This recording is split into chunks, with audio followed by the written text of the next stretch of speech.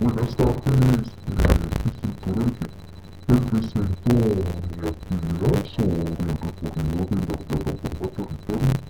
Aquí en este lado yo creé mi perfil. También he creado anuncios.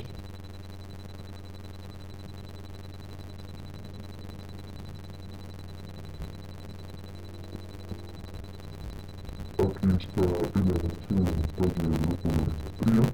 Aquí está la evidencia como tal.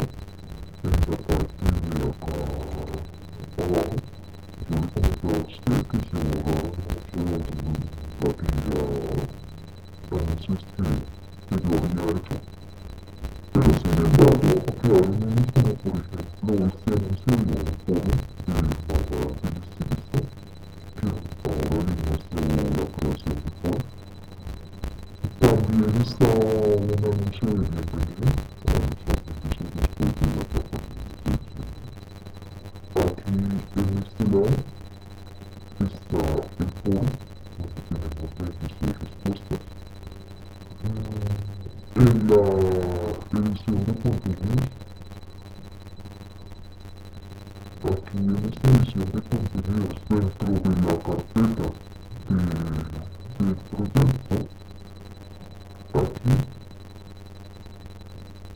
yo creé las carpetas de las fases del proyecto formativo. La fase de análisis, la planeación, la ejecución y la evaluación. Dentro de estas carpetas hay una subcarpeta que es donde los otros instructores colocan sus contenidos. También quiero mostrarle que realicé un banner del técnico peluquería, lo corté de esta manera y asimismo el logo del SENA. Estuve también por ahí haciendo lo de